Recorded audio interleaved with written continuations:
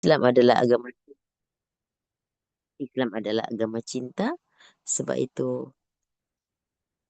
kita semua dirindukan oleh Nabi Sallallahu Alaihi Wasallam dengan bahasa cintanya. Alhamdulillah. Maaf suara Ustaz ini macam tak berapa cantik ya. Macam nak sesema. Tajuk yang diberikan adalah uh, bagaimana taubatnya orang munafik itu. Bagaimana apabila ada orang munafik dan dia bertaubat. Masih diterima ke taubat? Ya. Yang namanya taubat, seluruh pertaubatan di muka bumi memang adalah satu pintu menuju kepada pembersihan. Dan itu dipersilahkan oleh Allah Subhanahu wa ta'ala kepada seluruh umat, khususan kepada umat Nabi Muhammad sallallahu alaihi wasallam. Ada berbagai cara, ada berbagai situasi dan keadaan. Setiap pendosa diberikan masa depan. Karena setiap pendosa mempunyai masa lalu yang buruk, yang hitam. Tapi Allah Subhanahu wa ta'ala menjadikan setiap pendosa tidak kehilangan masa depan. Dengan apa? Taubat. Di mana itu adalah satu harapan. Yang musyrik pun bisa mengakhiri kemusyrikannya dengan bertaubat. Indah sekali berita taubat di dalam Al-Quran. Indah sekali berita taubat di dalam Islam. Dan itu merupakan berita yang lebih baik daripada syurga yang pernah diucapkan oleh para generasi dahulu. Yakni apa? Perkara yang paling indah dan menggembirakan di dalam Islam bukan sebab syurga, tapi sebab apa? Allah berikan jalan keluar, jalan cahaya daripada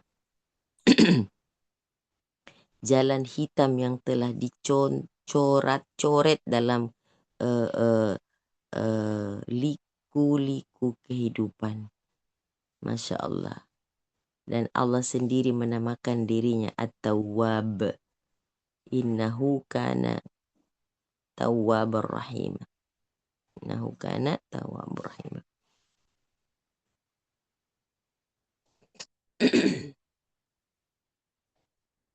Ya ibu-ibu, kita akan memulakan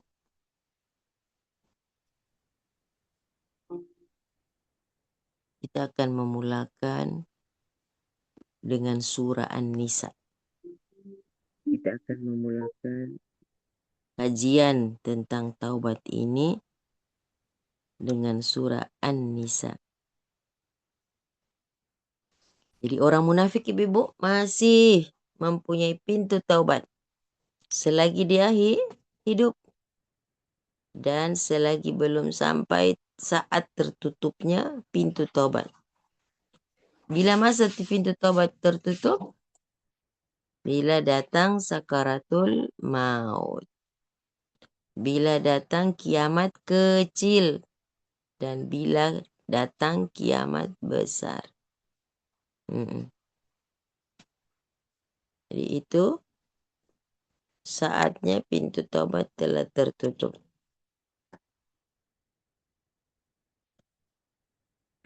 Mari kita perhatikan.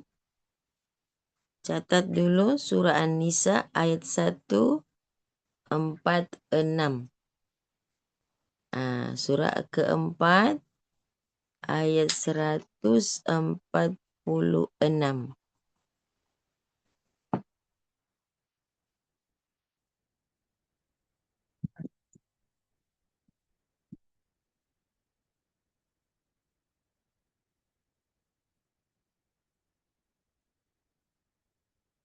Okey. Kita lihat kalimat pertama yang digunakan oleh ayat ini adalah illa. Illa. Jika satu ayat dimulakan dengan illa ini harful istithna. Harful istithna maksudnya huruf pengecualian. Itu tandanya dia mesti naik atas, iaitu 145. 145. Jadi Ibu perhatikan ayat Quran tu 146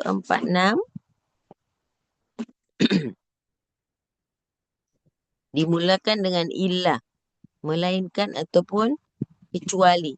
Berarti dia ada punca ayatnya dari 145. A'udzu billahi minasyaitonir rajim. Innal munafiqina fi darkil asfal minan nar. Sesungguhnya orang-orang munafik itu fi darkil asfal minan nar. Berada pada tingkatan yang paling bawah daripada neraka. Walan tajida lahum nasira.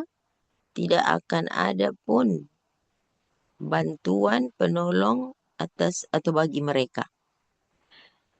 Bila kita melihat ayat ini, Allah telah memberikan satu penempatan yang khusus untuk kaum munafiqun, iaitu fiddarkil asfal minan nar. Tempatnya di mana? Neraka. Neraka ini kita tengok ada tujuh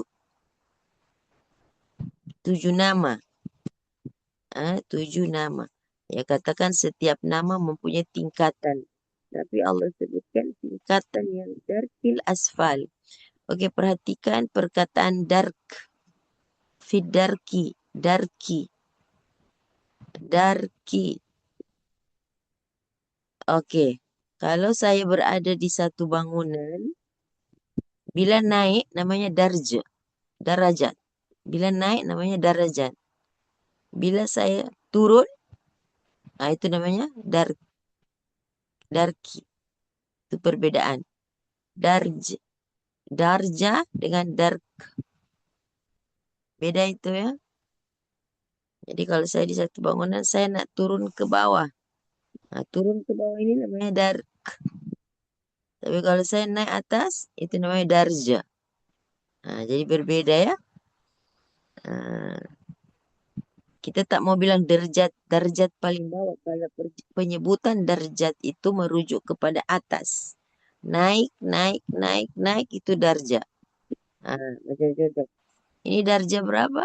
Darja 1, darja 2, darja 3, darja 4. Kalau dia tadi kah, kita tak cakap darja kan? Dia di bawah darja 1. Kalau dalam Quran disebut dark. Sudahlah dia ke bawah dan dia al-asfal. Al-asfal itu paling bawah. Itu pembalasan atas kekufuran mereka yang sangat keras. Tingkatan paling rendah. Ya. Oh, boleh bayangkan tak Ibu? Kata Ibnu Abbas, neraka itu terdiri berbagai tingkatan dasar. Surga pula mempunyai tingkatan ketinggian darjat. Ibnu Abbas sebagai turjumanul Quran menggambarkan neraka terdiri daripada tingkatan dasar ke bawah. Tapi surga pula mempunyai tingkatan tinggi.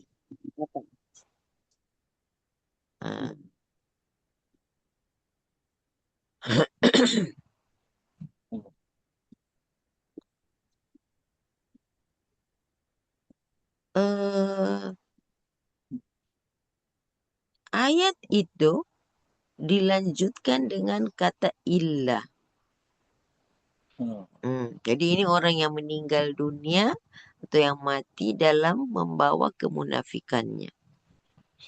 Tambah lagi dalam ayat itu, dia menyebutkan lan tajida. Walan tajida. Mustahil. Lan artinya mustahil.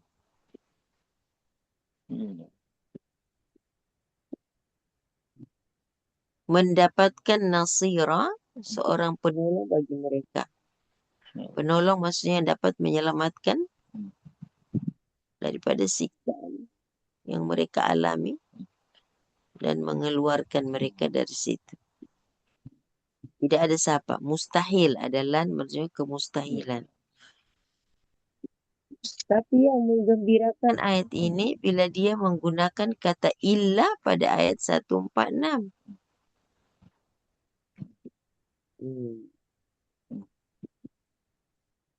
146 ayat ini membuat kita menjadi terkejut karena rupa-rupanya dengan kata illa mereka bisa selamat dengan 3 huruf ni je.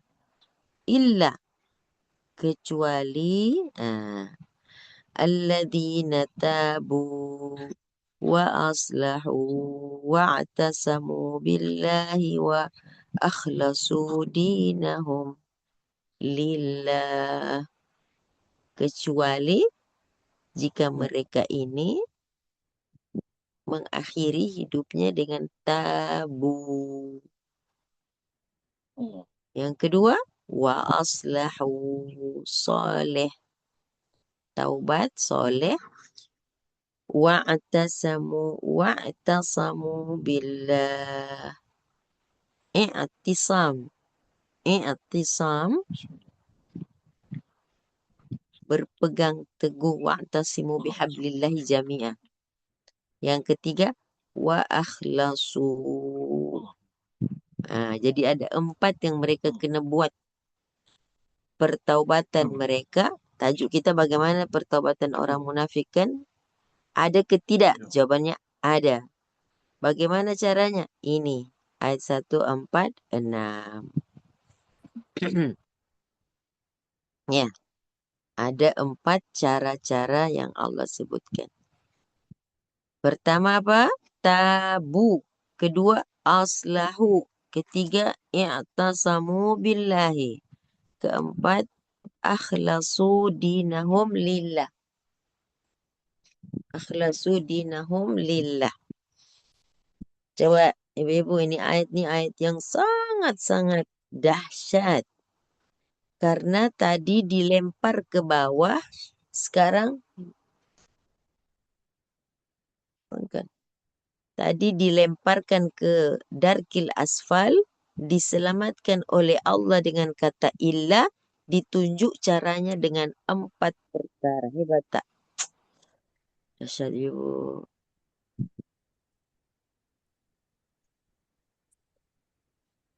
Kak Mahiran, apa kabar? Sehat, Kak? Ya, Alhamdulillah Ustazah, berkat doa Ustazah sihat Alhamdulillah.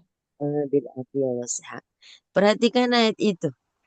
Ayat 145 hampir nak tercabut nyawa nak baca. Tapi ayat keempat, ayat ke 146 tu macam terbalik semula nyawa tu. Sesungguhnya orang munafik itu di tempat Bila Allah Subhanahu Wa Taala menyelamatkan orang munafik tadi dengan illah. Dahsyat Liza?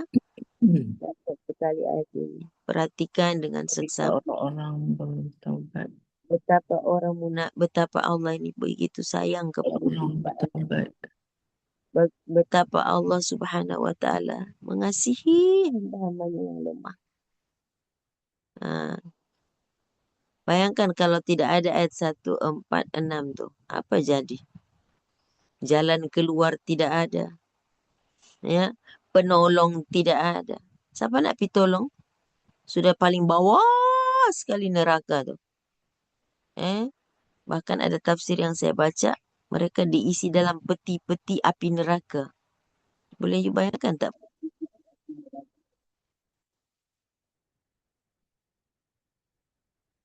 Boleh bayangkan peti-peti api.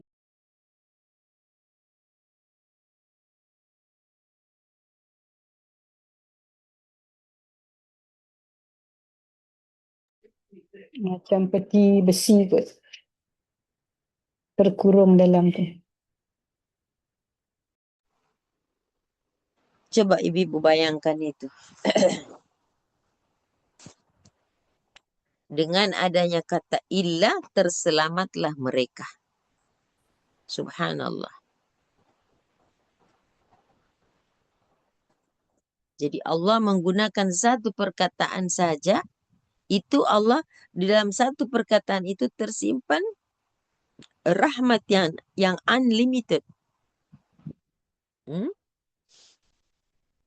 Tentu ibu-ibu berkata,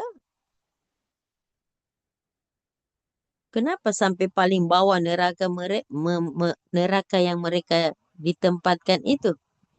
Ya karena perbuatan munafik ini ibu-ibu bukan sekadar buat dosa.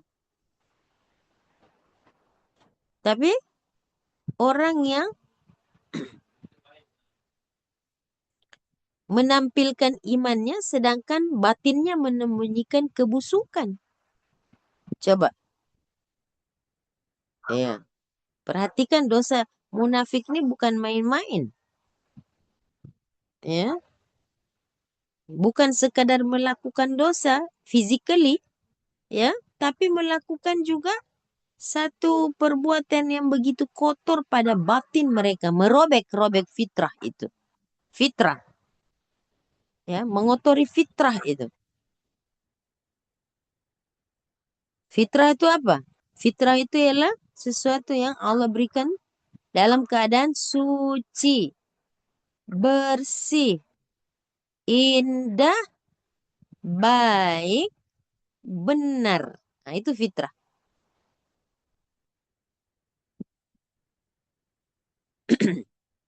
Fitrah itu adalah sesuatu yang Allah berikan pada kita dalam keadaan yang suci. Sudah suci, bersih pula. Sudah bersih, indah pula. Sudah indah, baik pula. Sudah baik, benar pula.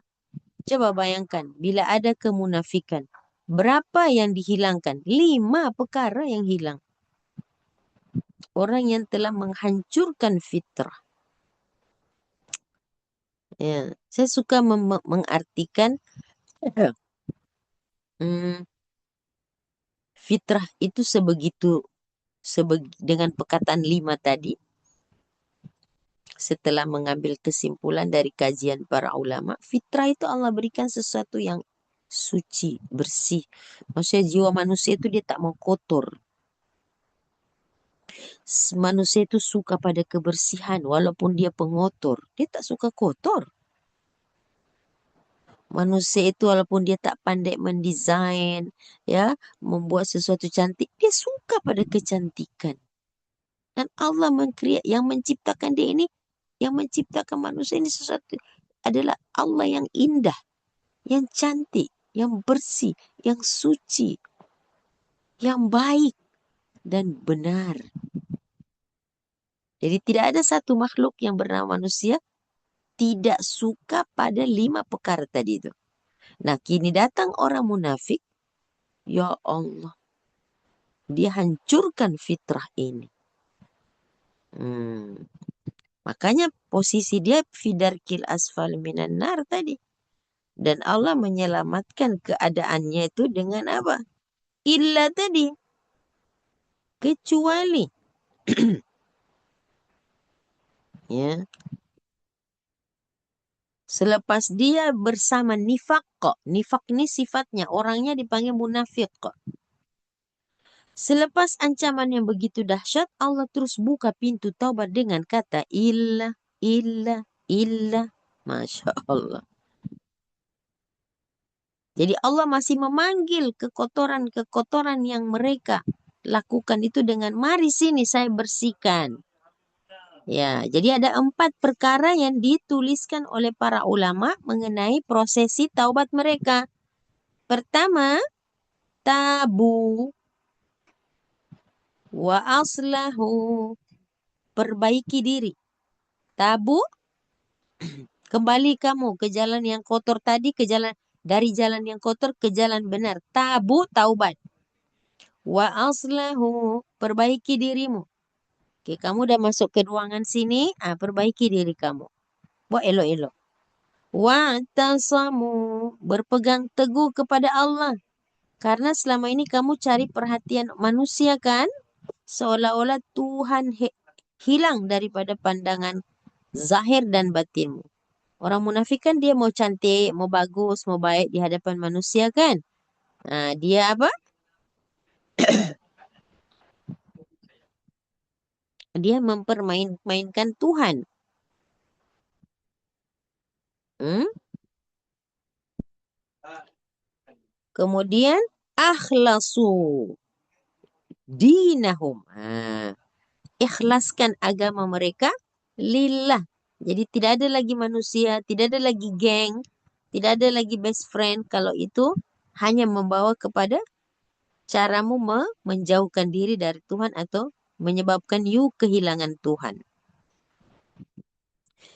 Satu. Yang kedua, berita baik dalam ayat ini adalah faulaika. Ya Allah, ibu-ibu. Faulaika. Bukan waulaika. Fa. Sekali lagi, perhatikan huruf yang sebiji tu. Bukan waulaika. Faulaika. As soon as possible. Huruf fa membawa makna as soon as possible. Dia melakukan pertaubatan ini, keadaan dia ma'a. Ya Allah. Allah jadikan mereka punya keadaan ma'al mu'minin. Ya Rabbi. Saya menangis baca ayat ini, Ibu. Yes. Tangisan pertama lahir daripada kata illah. Tangisan kedua yang lebih lagi jatuh pada kata ma'a. Coba ibu-ibu, orang hidup dalam kemunafikan. Setelah dia melakukan 4 prosesi tadi, Allah tempatkan dia daripada darkil asfali minan nar. Sekarang dia punya posisi naik sampai dia punya darjat sama dengan orang mukmin. Kebersamaan ma'al mu'minin. Kalau kita, dia mantan orang munafik, sama tak pandangan atau perlakuan kita dengan kepada dia? Sama ke tidak? Mampu tak kita nak membuat sama macam ni? Tak mampu.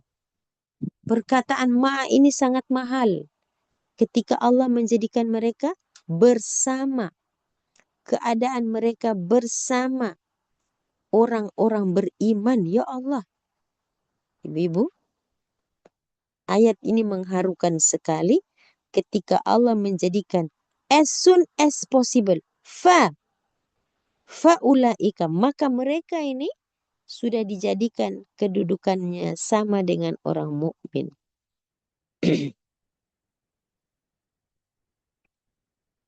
Saya ulang ya, berita gembira berada pada illah, berita gembira kedua berada pada huruf fa'ulaika, as soon as possible, berubah mereka punya keadaan, dan berita gembira ketiga ialah pada perkataan ma'ah.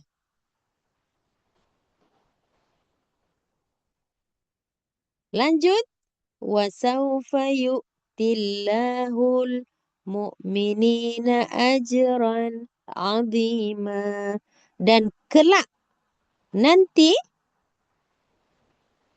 Allah memberikan pada mereka itu pahala yang besar.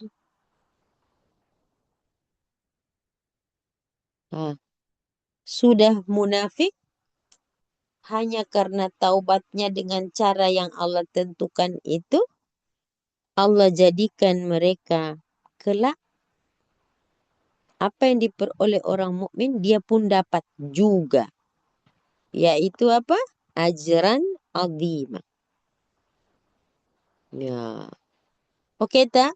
Ibu-ibu perhatikan ayat ini. Apa you punya feeling terhadap ayat ini? Tersimpan harapan yang sangat besar? Terasa dan ternampak tak kasih sayang Allah? Tak rasa nak menangis ke tengok ayat ini? Jangan pula kita kata, kita tak ada pun sifat-sifat munafik. Ingat, kita belajar sifat munafik ini, nak cek dalam diri saya ada tak? Itu dia. Bukan nak lepas belajar orang munafik, kita punya tangan main tuduh, kita punya pikiran jalan, dialah tu, dialah ni. Tak boleh, Ibu. Kalau kita belajar, kita pergi menuntut ilmu, misalnya dalam kelas itu membahas tentang orang-orang baik. Kita jangan perasan kita dekat situ. Kita harus dengan harapan, mudah-mudahan saya jadi begitu. Jika yang kita bicarakan orang-orang jahat, kita buat satu self-correction. Jangan-jangan sifat ini ada sama saya. Jangan kita kata, ini kawan saya. Ini orang yang di sana. Tak boleh, Ibu. Sebab apa? Bila kita dapat masuk maklumat, ya kan, contoh, si kawan kita tu sakit dia. Iya, sakit apa? Dia didiagnos dia ada cancer.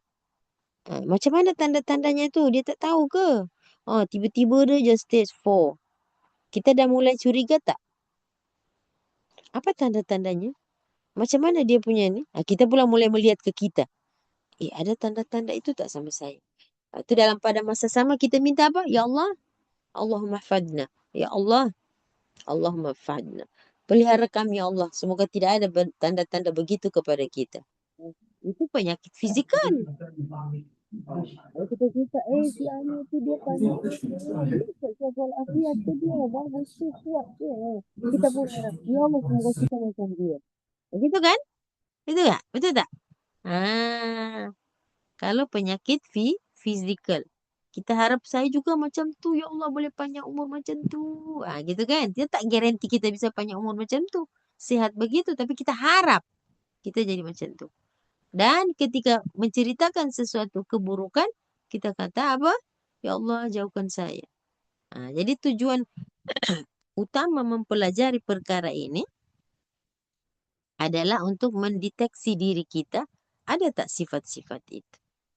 Wal'iyazubillah, thumma na'udzubillah. Semoga Allah pelihara kita. Oke, Ibu ya? Jelas, Ibu?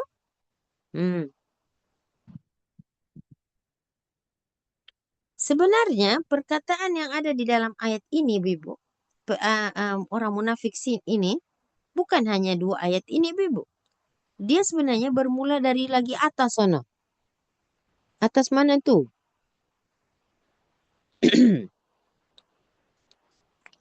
Daripada ayat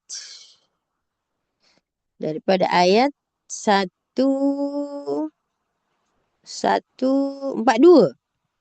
Tadi kan saya memulai dari 146 kan? Lepas tu saya kata tak boleh kita mulai dari 146.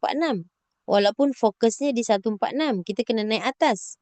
Karena ayat 146 sambungan daripada ayat 145. Tapi sebenarnya ayat ini dia berpunca dari atas lagi. Atas mana tu? 142.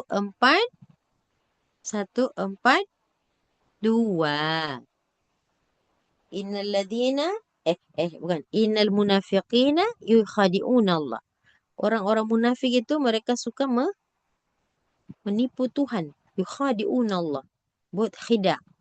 Buat satu cara macam nak baik jahat di mata Tuhan tapi baik di mata manusia. Itu taktik mereka. Itu khidah mereka. Ya berpura-pura. Wa huwa khadi'uhum. Sebenarnya mereka bukan nak tipu Tuhan. Tapi mereka menipu diri mereka sendiri. Fitrah mereka itu terkotori.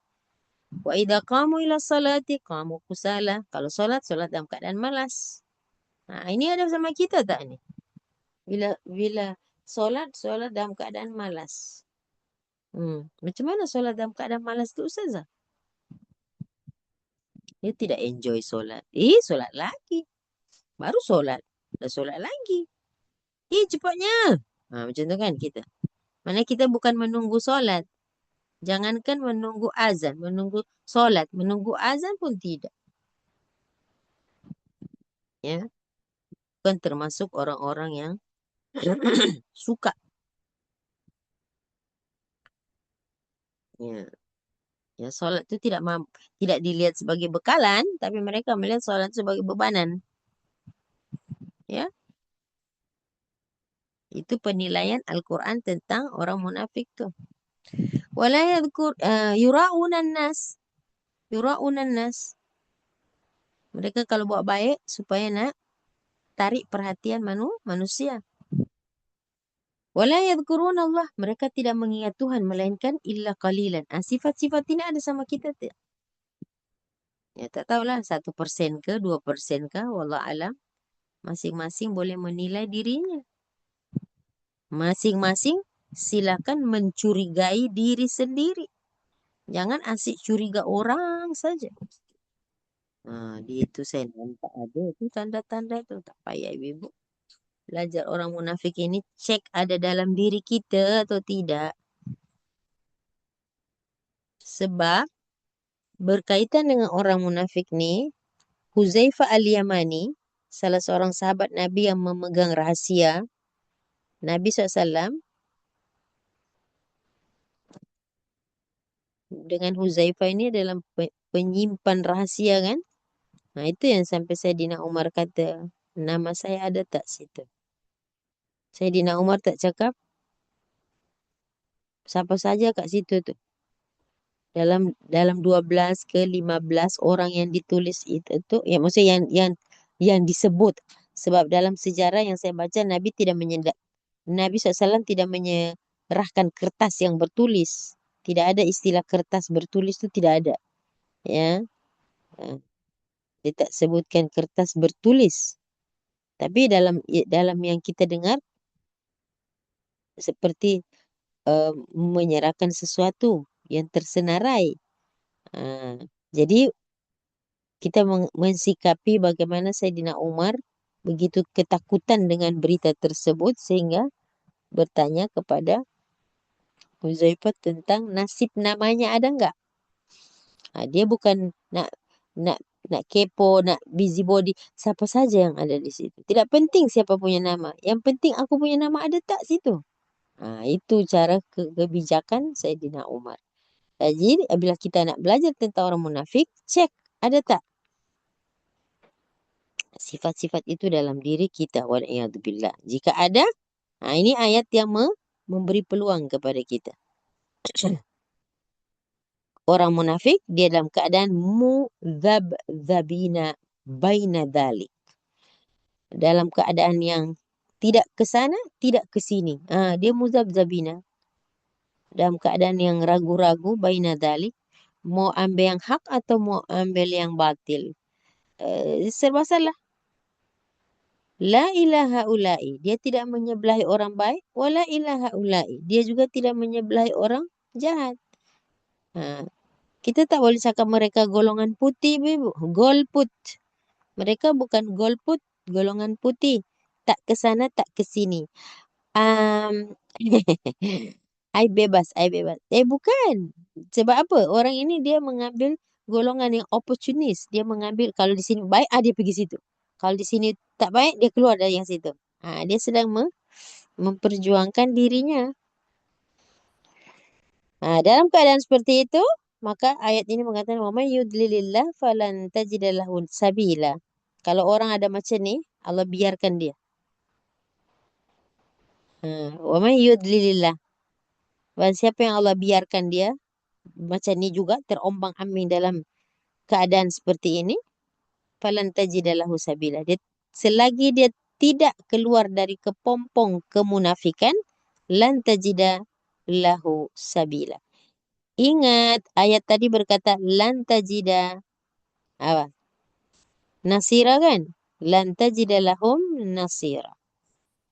Wa lan tajida lahum nasira. Ayat 145.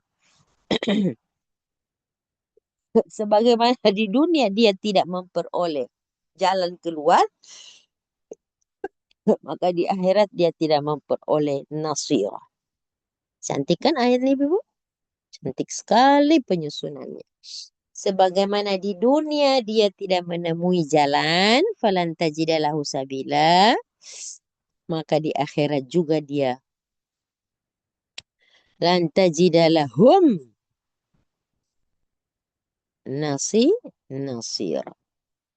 Combination antara dua ayat ya sama beberapa perkataan berbeda pada penghujungnya, yaitu satu, sabila di dunia masih ada jalan banyak dia tak cari, jalan selamat. Di akhirat tak ada siapa jalan lagi, sudah terkurung di darkil asfali minan nar dan dia tidak ada siapa nak pitolong. Mana geng-geng dia?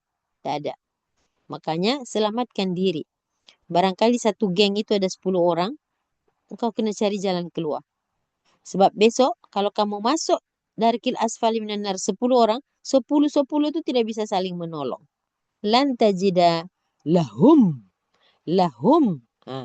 kepada mereka yang masuk beramai-ramai itu walan tajida lahum nasira. Makanya di dunia itu disuruh selamatkan dirimu. Jangan ikut kelompok yang banyak. Sebab banyak belum tentu benar. Dan jangan meremehkan golongan kecil. Sebab yang kecil belum tentu salah. Subhanallah. Kam min fi'atin qalilatin galabat fi'atin katsirah. Yuk, ibu-ibu kita akan bahas ayat yang pertaubatan tadi.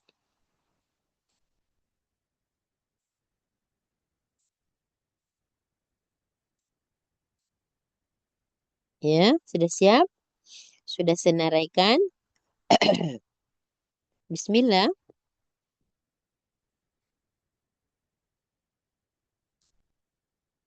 Oke, sebelum saya mulakan saya nak tanya ibu.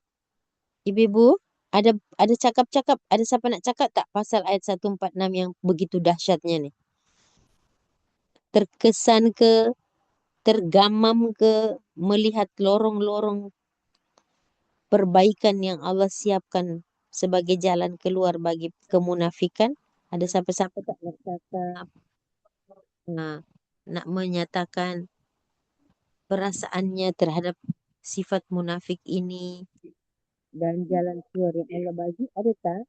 Silakan kalau ada nak cakap, Kak Mahiran. Ya. Bismillah. Ustazah, daripada perbincangan tadi tu, dibahaskan itu, saya nampak macam Allah itu sangat mengampuni.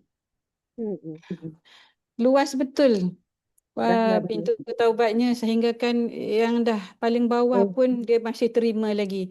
Iya, Jadi meremang saya Kak ada Mahiran. sebab lagi lah kalau kita tak minta ampun dengan dia hari-hari. Subhanallah. Meremang saya. Masya Allah. Terasa betul kebaikan Allah. Malulah rasa kita ni banyak berburuk sangka dengan Allah. Saya lah, saya bercakap pakai diri saya. Kalau diuji sikit dah mula. Kan?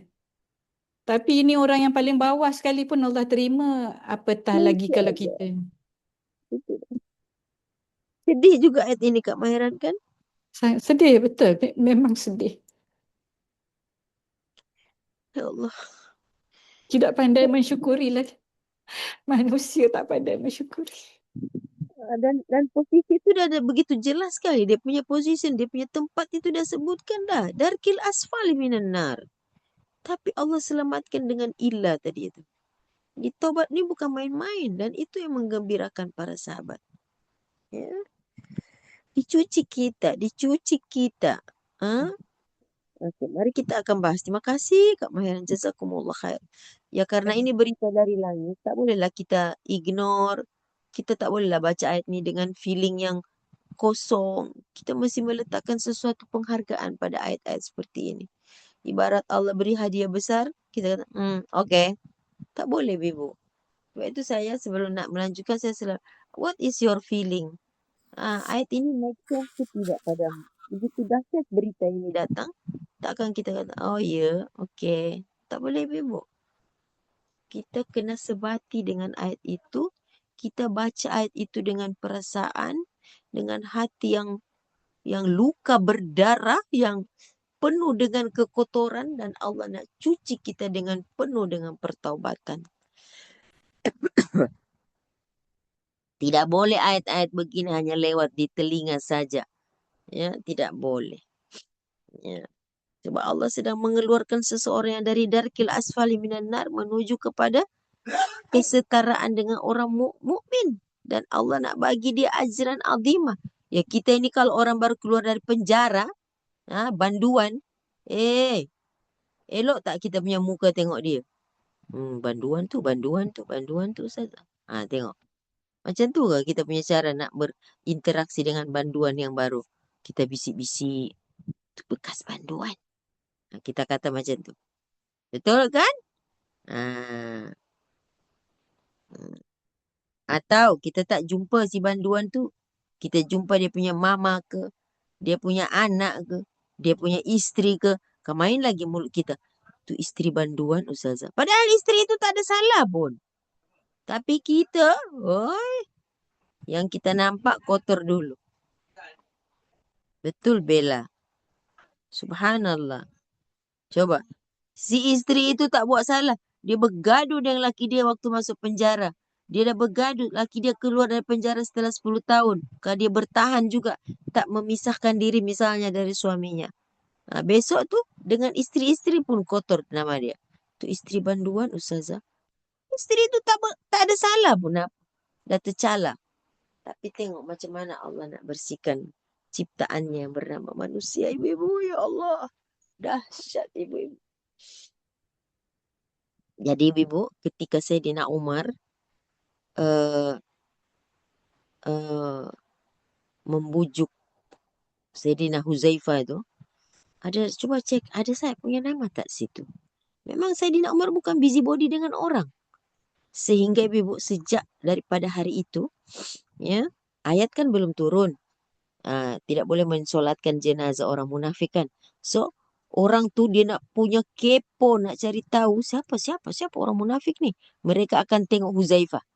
Kalau mati seseorang, dia nak tengok Huzaifah solat tak? Kalau Huzaifah tak solat jenazah, orang itu munafik. Jadi Huzaifah itu jadi apa? The center of attention ya. Dia akan perhatikan Huzaifah ini kalau dia solati orang ni, orang itu bukan munafik. Kalau Huzaifah tak solat, orang itu munafik. Sampai begitu mereka ibu-ibu. Jadi akhirnya kalau Huzaifah tak solat kan, yang meninggal ini orang munafik lah. Tengok tu Huzaifah tak solat kan. Jadi akhirnya apa? Si mati tadi membawa pulang nama buruk dari dunia karena image yang orang-orang lekatkan pada si munafik tadi. Dahsyat ya ibu, jangan main-main ini ayat. Ya, jom kita tengok langkah-langkah yang Allah tawarkan.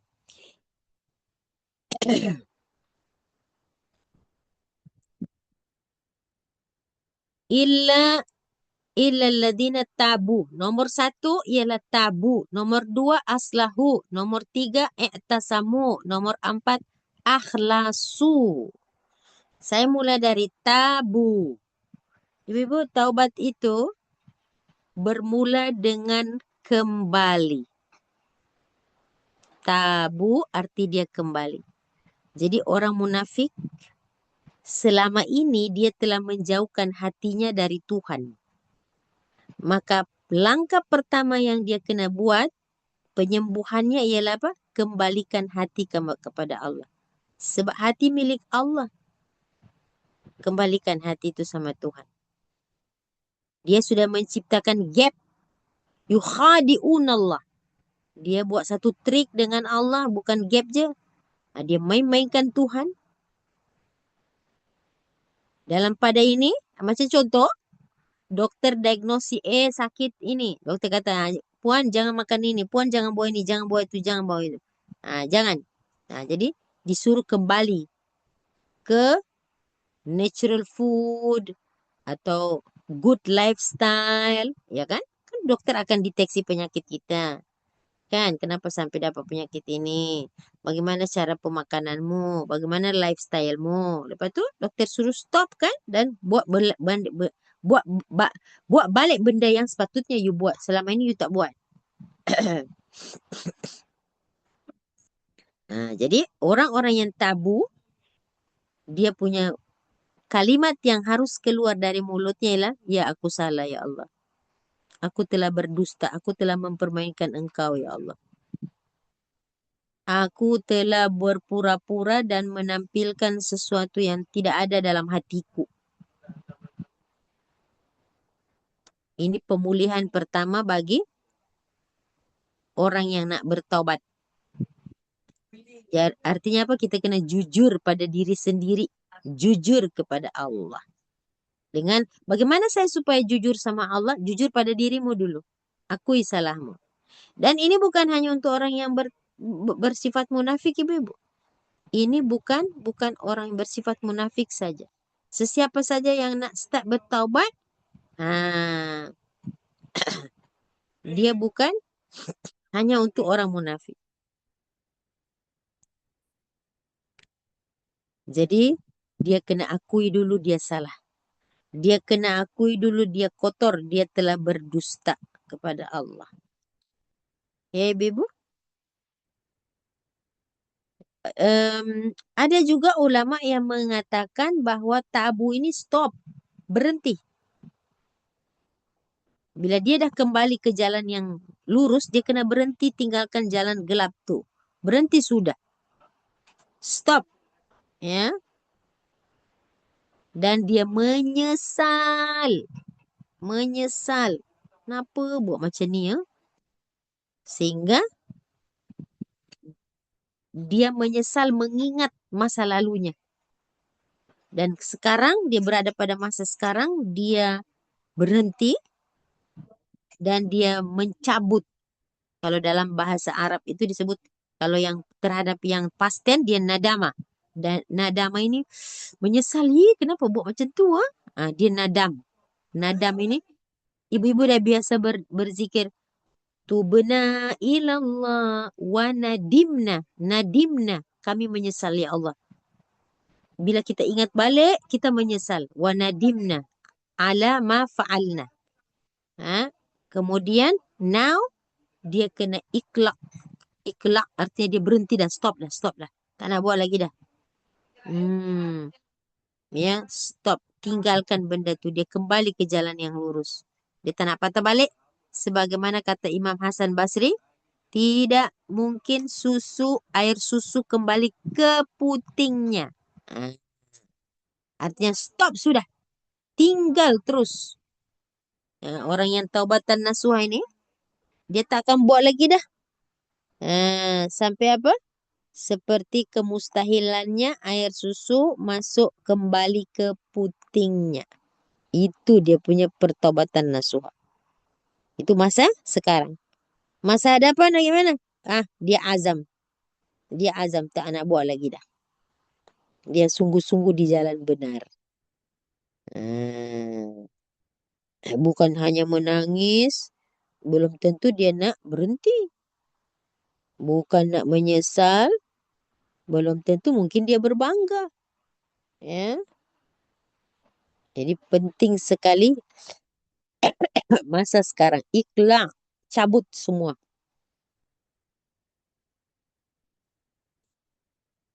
Jadi kalau para ulama kata, an-nadama itu your feeling. Penyesalan itu timbul dari punya rasa. Al-iqla' berhenti, stop. Itu dari punya action. Meninggalkan perbuatan itu in action, bukan in talking. Bukan in word, in action. Berhenti, itu in action. Regret, itu in your feeling. Cantik ya ajaran ya? Jadi taubat itu mesti ada regret. Regret itu in your feeling. And stop in your action. Tapi Ustazah, kalau nak dapatkan perasaan macam tu, selalunya orang yang melakukan dosa, dia lebih menghayati untuk bertaubat dan dia akan mendapat akan boleh capai taubat nasuha. Tapi kalau sekadar taubat, hari-hari bertaubat, mungkin tak dapat nak rasa. So Tak ada. dibantu dengan ilmu lah. Itu saya kata ini bukan hanya jalan orang yang munafik. kita pun boleh ambil kurikulum pertaubatan ini. Kita pun harus ambil. Ya, kita punya dosa bukan kemunafikan. Apa saja dosa. Allah tak bagi kita serabut. Ini dosa mencuri, ini dosa minum arak, ini dosa berzina. Pokoknya yang namanya taubat Allah umumkan. Cuma kalau dia dosa dengan manusia, ada step lain. Kembalikan haknya. Ah, Munafik ini dosa dengan Allah kan? Karena yukhadi'unallaha. Mereka mempermain-mainkan Allah. Ya, biasanya si pendosa tadi itu yang lebih merasakan. Tapi sekarang ini saya telah menjadikan perkara ini perkara yang umum. Yaitu pertaubatan yang untuk semua-semua kita nih. Ada atau tak ada. Sebab kita tak bebas dari sifat munafik ya, Bebo? Ada. Ada garanti kita bebas dari sifat munafik? Tidak. Mungkin ada 20% dalam jiwa kita. Terutama yura'unan nas tuh. Suka tunjuk-tunjuk orang. Ya. Riak ini adalah salah satu bentuk yang Allah tampalkan pada sifat orang munafik. Yura'unan nas. Cari perhatian manusia. So, itu mungkin ada kat kita tuh. Mungkin 5%, mungkin 10%. Jadi sekarang kita nak taubat dah. Saya ulang balik. Taubat itu ada 3 jalan. 1, terhadap masa lalu, regret. Nadam. Yang ibu-ibu selalu zikir, tubna ilallah wa nadimna. Wa nadimna. Kami menyesali Allah. Ala ma fa'alna, terhadap apa yang pernah kami buat.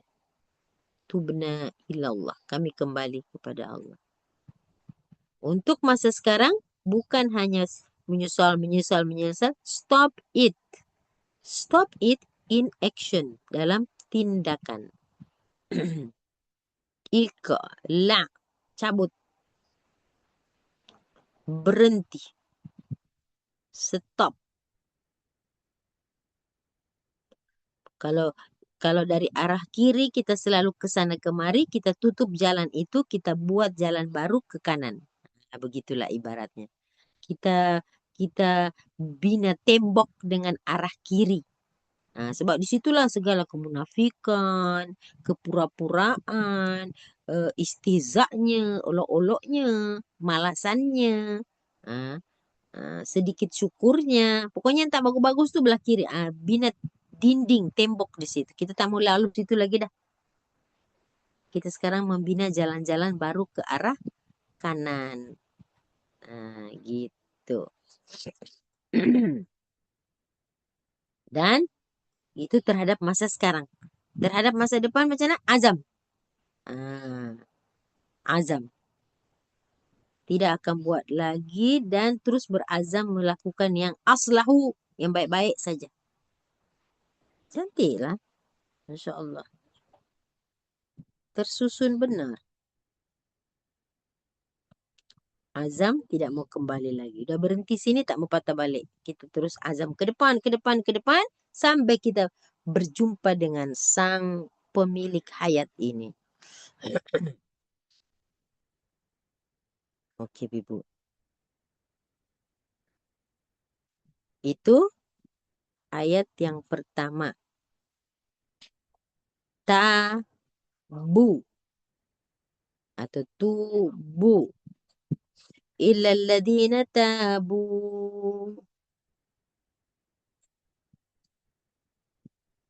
Nomor 2.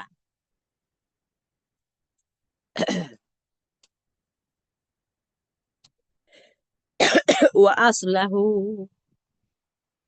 Dah, saya dah berhenti Ustazah. Saya dah berhenti dah. Okey, habis tu apa saya nak buat? Wa aslahu. Jadi tidak berhenti pada tabu je. Wa aslahu. Ibu-ibu, kata aslahu dari 3 huruf. So, lam, ha. Saleh. Sod, lam, ha. Aslahu. Sod, lam, ha. Saleh.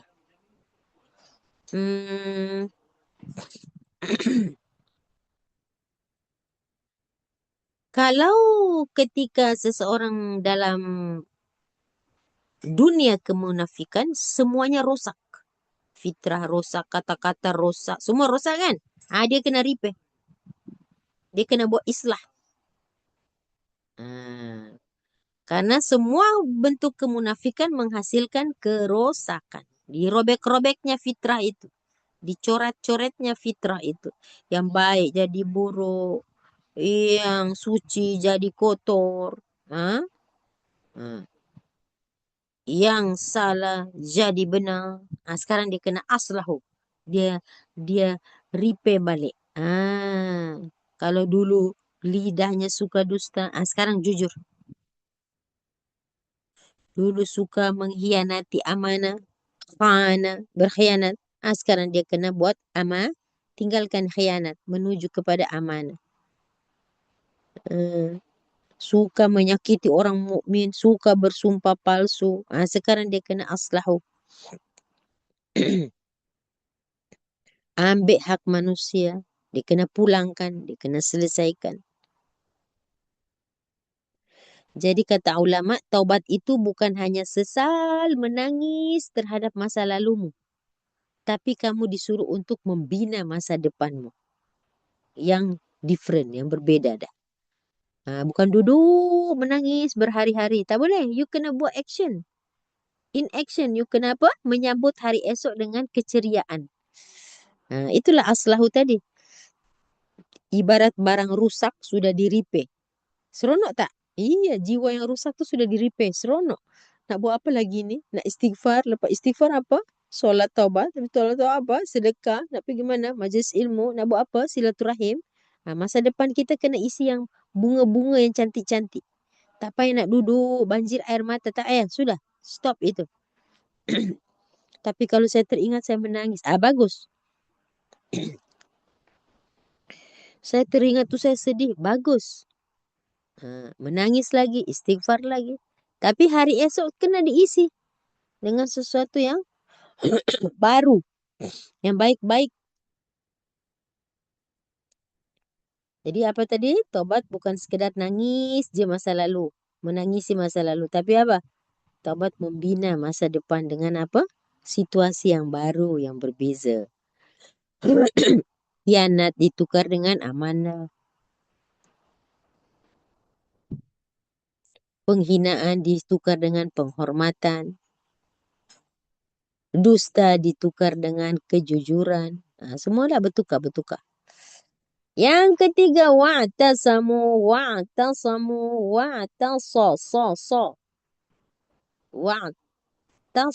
billahi. Apa ini wa'tasamu ni, Ibu? Dari kata ain, sod, mim. Asama. Ibu-ibu biasa tak dengar para nabi itu ma'sum. Kalau taruh mim kat depan, asama itu jadi ma'sum.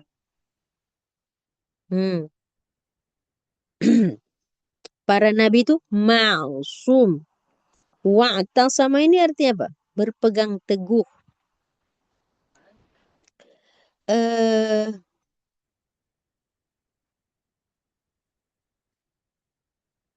Kalau saya bilang para nabi itu maksum, maksudnya they get protection from Allah. Protection. Allah protect them from sin. Mereka akan salah. Mereka akan salah. Para nabi, dia mesti akan tersalah juga. Sebab dia bukan Tuhan. Yang tak boleh salah ini Tuhan. Dia akan tersalah.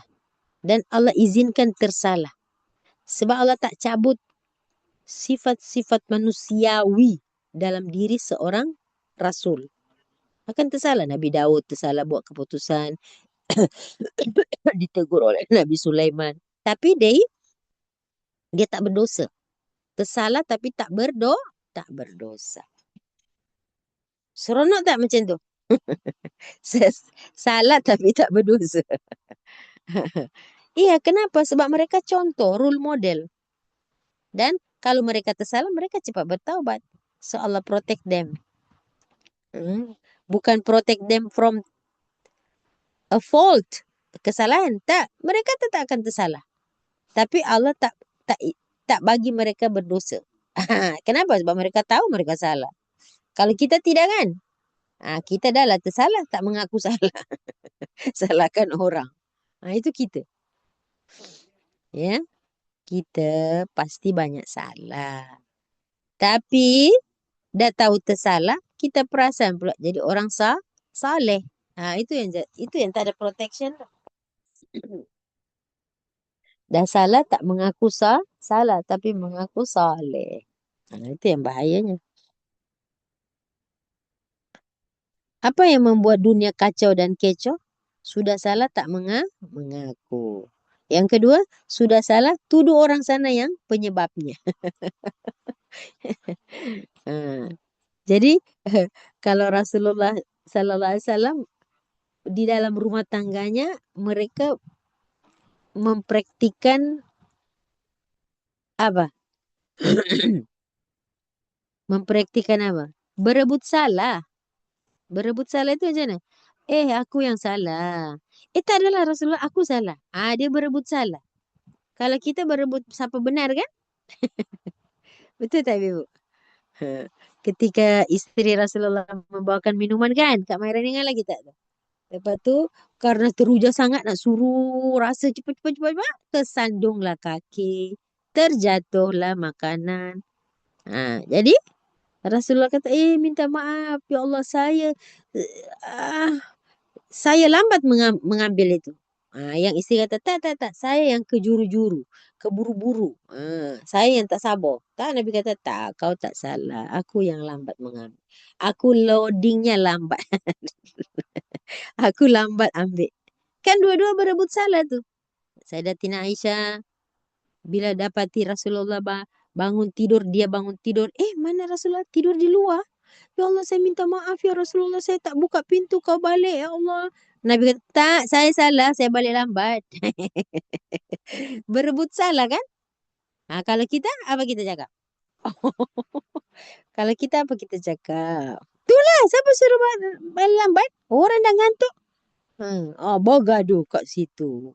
Bergaduh kat pintu, jiran pun mendapat tontonan gratis.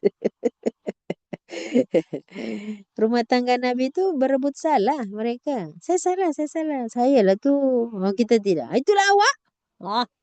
Itu paling nyaring di rumah tangga kita. Karena apa? Masing-masing merasa benar. Tak ada yang nama salah. Betul tak Kamairan? Betul tak Liza? Coba tengok hari ini rumah tangga kita kalau mau aman dan damai berebut salah aja.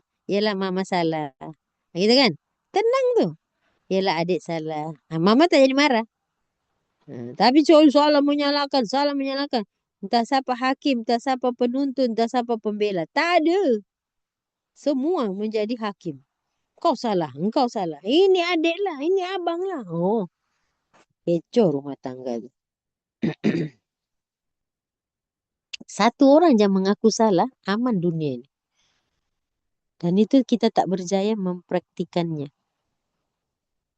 Susah sangat nak mengaku salah tu. Jadi Ibu, wa'tasamu ini arti dia perlindungan, penjagaan, berpegang pada sesuatu yang membuat kita selamat. Siapa yang membuat kita selamat? Allah. Karena Allah sendiri berkata wa'tasamu billahi. I'tisam billah. Siapa berpegang teguh kepada Allah, maka terlindunglah dia dari berbagai kekotoran, kesilapan. Karena selama ini orang-orang yang ada nifak, sifat munafik dalam hatinya, dia berpegang teguh kepada siapa? Manusia supaya dia cakap, dia tengok aku baik, dia lihat aku bagus. Jangan nampak aibku nanti. Jadi selama ini dia tak perasan. Dia hanya bergantung kepada manusia. Dia tak kisah Tuhan nak cakap apa. Itu yang dipanggil yukhadi'un Allah. Mereka ada khidah dengan Allah. Dia buat satu strategi nak manipulate. Baru saya jumpa kata. Manipulate. Mereka yukhadi'un Allah. Mereka nak memanipulate Allah.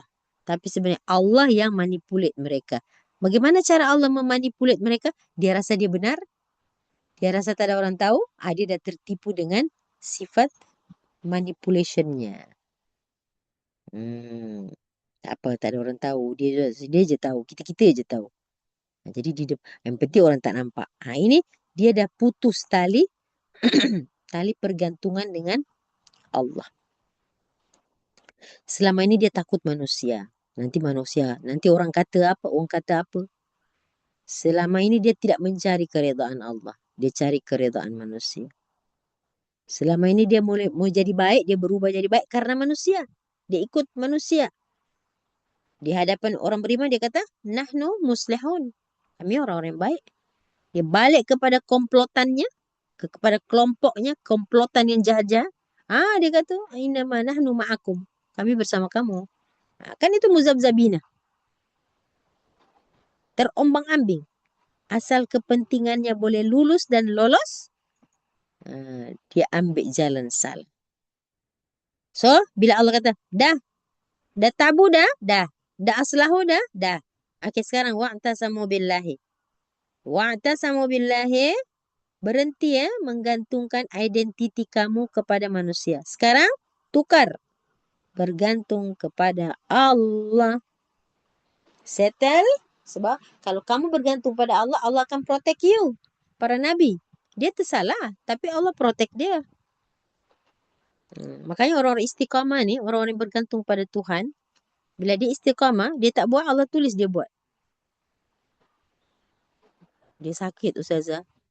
Tapi karena dah berpuluh tahun dia buat benda yang baik, Allah catat dia hadir dalam majlis ilmu. Allah catat dia hadir dalam solat duha. Ya, karena ada satu uzur yang dia tak dapat nak dielakkan. Mungkin dia sakit, mungkin dia pergi hospital, mungkin dia dalam perjalanan. Tapi orang ini orang istiqamah. Kalau dia tak dalam perjalanan, memang dia buat kerja tu. Contoh ya. Saya biasa buat solat duha 12 Ustazah. Karena saya hari tu ada pergi travel, ada pergi ni. Saya hanya buat 2 je. Tak, ya memang you buat 2. Tapi Allah catat 12. Kau dah buat tu berapa lama dah? Dah 10 tahun Ustazah. Dah 5 tahun Ustazah. Saya tak pernah tinggal. Saya puasa sunat Ustazah. Tapi karena ada ini. Puasa sunatnya tidak dibuat. Tapi Allah catat dia dari kalangan orang yang saim. Orang yang puasa. Itu kebaikannya Allah itu begitu Ibu. Allah protect dia. Allah bukan protect dirinya dari kejahatan. Bahkan Allah protect dirinya tetap berbuat baik. Masya Allah. Luar biasa ya. Itu rahasia istiqamah. Hatinya terkait dengan kelas. Hatinya terkait dengan puasa. Hatinya terkait dengan solat. Hatinya terkait dengan kebaikan. Tapi fizikalnya tak mengizinkan. Waktu tak mengizinkan. Bukan dia buat-buat. Allah catat dia sebagai orang yang melakukan. Itu orang-orang selalu. Nanti Ustazah saya tak boleh hadir. Minal hadirin Ustazah. Jadikan saya orang minal hadirin. Doakan saya. Ya. Saya jadikan ke saya tak jadikan. Tuhan yang akan jadikan kamu orang minal hadirin. Because of your istiqamah tadi. Subhanallah. Itu penghargaan Allah pada orang-orang yang istiqamah. Nah, yang terakhir. Wa akhlasu. Ini yang paling mendalam ibu-ibu. Apa yang mau diakhlasu? Wa akhlasu dinahum. Ibu-ibu di sinilah Allah cabut akar daripada kemunafikan. Sebab dengan keikhlasan itu Allah kembalikan pusat tujuannya hanya kerana Allah. Saya kembali ni kerana Allah. Selama ini saya buat kerana manusia. Sekarang orang nak cakap apa pun tak apalah Ustazah. Saya nak apa Allah cakap untuk saya. Wah. Nikmat ke? Tidak nikmat ke? Manis ke? Pahit ke? Semua aku akan ambil lillahi ta'ala. Wow. Sebab pusat tujuan hanya itu. Inna salati wa nusuki wa mahya wa mati lillah. Jadi dulu kita hidup tu katakan si orang munafik hidup karena pandangan manusia. Sekarang tak boleh. Dia hidup untuk pandangan Allah. Mendapatkan tatapan redha dari Allah. Dia tak peduli. Kalau dulu apa manusia kata nanti? Apa orang kata? Tak ada. Sekarang dia punya matlamat ialah yang penting Allah redha. Dulu kalau dia beramal, dia memerlukan mata-mata manusia, penonton-penonton kepada amalannya. Sekarang tak ada siapa pun yang lihat. Dia masih memelihara ketaatannya. Itulah tanda hati yang sedang disembuhkan oleh Allah dari sifat nifaq. Nah, sekarang penutup ayat. Oh, ayat itu Allah tutup dengan apa? Fa. Fa. Rahasia apa? Bukan wa. Kenapa bukan wa ulaika? Ibu-ibu, kalau kita tak belajar bahasa Arab, kita sama macam, boleh juga ya, fa ulaika tuh wa ulaika sama juga kan? Mana ada sama? Saya terbaca wa ulaika. Salah. Alah, satu huruf je. Fa dengan wa je. Ustaz dah mengamuk dah fa dengan wa. Tak sama. Karena fa membawa maksud apa? As soon as possible.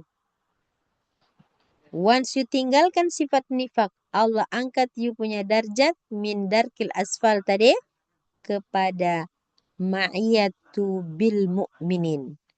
You dah duduk masuk dalam ruangan orang-orang beriman. Satu keistimewaan. Macam saya cakap tadi, kalau seseorang itu banduan, hatta istri dan anaknya kena sekali. Itu di dunia. Padahal dia dah banduan 10 tahun yang dulu. Kita sebut juga itu. Itu imam tu dulu banduan Ustazah. Iyakah? Dah lama dia keluar. Dah 10 tahun lalu.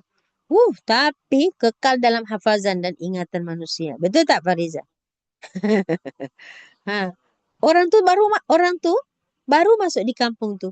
Tak tahu lagi berkenalan. Tapi yang pertama dia kenal Tok Imam tu bekas banduan. Dia belum kenal lagi yang lain. Dia dah kenal nama buruk kepada banduan tadi itu. Itulah kita manusia. Sedangkan Allah kata ni orang bertaubat, you jangan nak ungkit-ungkit nasib dan masa buruknya dulu ya. Aku sudah cuci dia ya. Aku sudah tempatkan dia ya pada ma'al mu'minin, subhanallah. Dari darkil asfali minan nar, selepas dia melakukan 4 langkah tadi, ma'al mu'minin, bersama orang. This is the power of taubat. Jadi taubat bukan sekedar Tuhan hapuskan masa lalu dengan izin Allah. Allah ubah dia punya position. Kedudukan seseorang di sisinya. Dahsyatnya. Jadi ibu kalau ibu artikan wa ulaika memang jadi lembek lah ayat ni, jadi lemah ayat ini. Fa. Fa itu dia punya power as soon as possible. Serta merta dia punya position. So Allah tutup masa gelapnya dulu. Masa lalunya Allah tutup. Tak payah kita nak berbisik-bisik lah. Nak menunjuk-nunjuk ke. Nak berbisik sana. Yang family ni, family tu yang saya cakap tu. Berhentilah ibu. Kalau Allah dah angkat darjahnya, takkanlah kita nak mengenang nasib-nasib yang Allah tak suka untuk dikenang. Kecuali dia sendirilah cakap. Tu lain. Yang kita bising itu yang tak boleh. Jadi apa? Taubat bukan sekedar menghapus keburukan kegelapan masa lalu, tapi Allah dengan izinnya mengubah position dia. Masya Allah. Jadi ibu, kita akan masuk kepada salah satu surah lagi, yakni surah At-Taubah ayat 74. Surah At-Taubah ayat 74. Ada apa di situ? Ada bab taubat juga lah. Surah 9 ayat 74. Ini saya sudah pernah bincang ini. Tapi saya nak menunjukkan pada satu perkataan yang ada kaitannya. Surah At-Taubah, surat 9 ayat 74. Muka surat 199 ibu-ibu.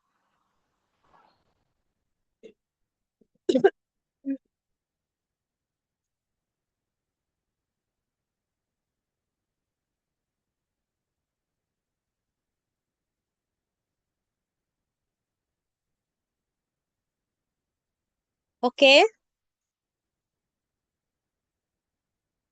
Ayat 74 tu, ayat 74 tu, dia bermula dengan fi'il ibu, fi'il. Verb, verb. Fi'il mudhari. Naik atas 73, saya baca cepat-cepat, ibu-ibu tengok terjemahannya. Ya ayuhan nabiyyu. Wahai para nabi, wahai nabi, sorry. Ya ayuhan nabiyyu. Jahidil kufar. Kamu kena memerangi orang-orang kufar. Wal munafiqin. Nah, orang munafik termasuk golongan yang perlu diperangi kalau mereka ketegak dengan kemunafikannya. Wagluz alaihim. Jangan bagi chance. Kalau dia sudah menyerangmu, segala keamanan tercalar dan tercabar, wagluz alaihim. Tak boleh duduk manis. Tak boleh duduk diam, redha, tak boleh. Jahidil kufar wal munafiqin wagluz alaihim. Tampilkan ketegasanmu. Wa ma'wahum jahannam. Tahu tak kamu? Kalau kamu mati, kamu ke surga. Kalau mereka mati dalam perang, mereka ke neraka. Wa ma'wahum jahannam. Wa bi'sal masir. So, jangan risau. Yahlifuna billah. Mereka ini menggunakan nama Tuhan sebagai sumpah. Wa ma qalu. Tidaklah mereka mengatakan, kecuali mereka itu bersumpah palsu saja. Walaqad qalu kalimatal kufr wa kafaru ba'da islamihim. Mereka tak cakap kecuali semua yang terbalik. Otak terbalik, hati terbalik, maksud dan tujuan terbalik, niat terbalik. Kalimatal kufri wa kafaru ba'da islamihim. Wa hammu bima lam yanalu. Mereka menginginkan apa saja yang mereka tak bisa capai. Berhayal dalam imajinasi yang tidak-tidak. Ya. Besar angan-angan mereka. Wa ma naqamu illa an aghnahumullahu wa rasul. Tidaklah mereka buat benda ni, mencela benda ni kecuali telah mencukupkan mereka akan Allah dan Rasulnya min fadlih. Barulah masuk ayat yang saya hendak ni. Diorang dah buat kecoh, dah buat kecai, dah buat macam ni. Allah kata, fa'iyatubu yaku. Ini kalimat rahmat. Tadi kalimat tu kalimat syadid tadi. Kalimat suruh kita berjihad. Tapi Allah berlembut pula. Fa'iyatubu yaku khairan lahum. Tapi ingat jika mereka tobat, kamu jangan melampau-lampau pula. Fa'iyatubu yaku. Jika mereka bertobat, khairan lahum. Itu adalah baik bagi mereka. Masya Allah. Garis bawah itu. Ada perkataan yatubu. Khairan lahum. Tapi wa iyatawallau, jika mereka still juga buat kecoh, berpaling juga, yu'adzibuhumullahu adaban alima fid dunya wal akhirah. Di dunia mereka dibenci, dimata-matai, di-spy, dan mereka tak boleh duduk diam. Itu azab di dunia. Mereka risau aja, ketahuan. Taktiknya, strateginya terbongkar. Di akhirat, adaban alima. Wa ma lahum fil ardi min wali wala nasir. Sejak di dunia lagi, mereka tidak ada dapat tempat pertolongan, pelindung. Mereka berbohong pada diri sendiri. Macam mana nak dapat ketenangan, ibu-ibu?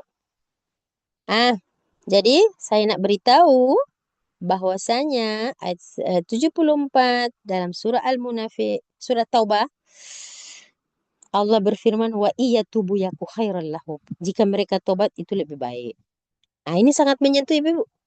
Padahal ayat sebelumnya suruh kita jahidul kufar wal munafiqin. Ucapan yang berat. Tapi Allah datangkan jika mereka mau tobat, ya sudah. Allah tidak tutup pintu. Mari. Khairan lahum. Itu lebih baik. Satu pilihan yang cukup penuh dengan rahmat ya. Jadi ibu-ibu, Allah punya maghfirah itu wasi'at ghadabih. Luas sekali dia punya rahmat daripada kemarahan Allah. So kita Pelajarannya apa? Jangan cepat menghukum. Oh, si A munafik. Jangan, sebab Allah dah buka pintu taubat kepada mereka. Nah, kita perlu membedakan ini nifak akbar, ini nifak bukan yang akbar. Nifak akbar itu apa, Ustazah? Nifak yang terang-terangan. Dia menzahirkan Islam tapi menyembunyikan kekufuran. Nah, itu yang tadilah yang tadi 145 tu tadi. Muzabdabina baina zalik, ya. Hmm.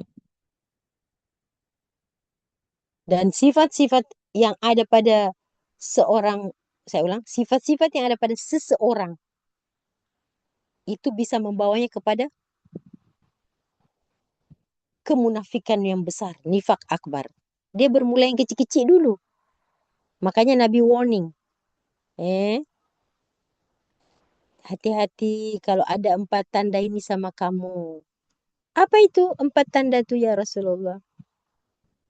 Ada pada satu ayat, pada satu hadis, Nabi kata 3 tanda. Nah, biasa ibu dah hafal dah hadis tu.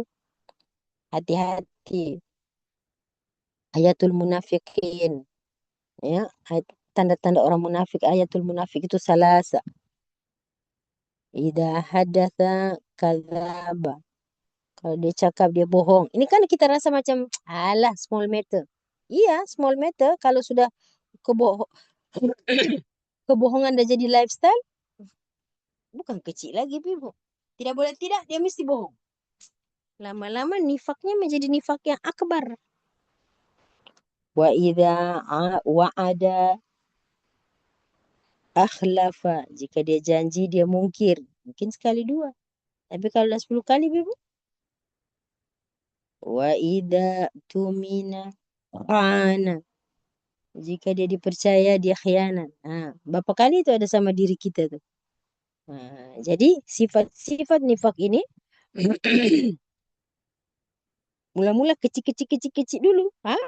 Lama-lama dah jadi satu yang dinormalisasikan, yang dah jadi lifestyle, yang jadi biasa, yang mendarah daging, yang melembaga dalam tabiatnya. Bisa muncul nifak akbar.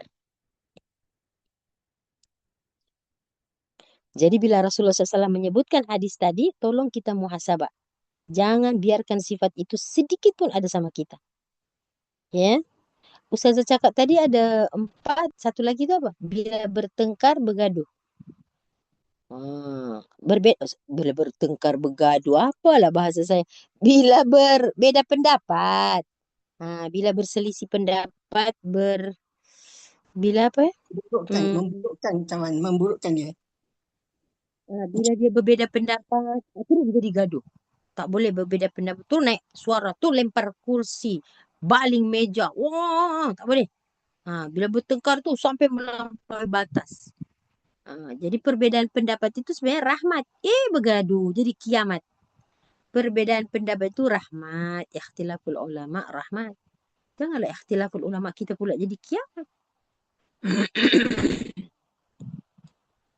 Bila bertengkar sudah melampaui batas. Sampai nak berbunuh-bunuh. Sampai nak... Itu tambahan daripada yang salah tadi. Jadi hadis ni suruh kita muhasabah. Keluarkan. Jangan melabel orang lain. Kita sepatutnya ada tak sifat ini dalam aku punya diri ya? Yang patut aku bawa kepada taubat.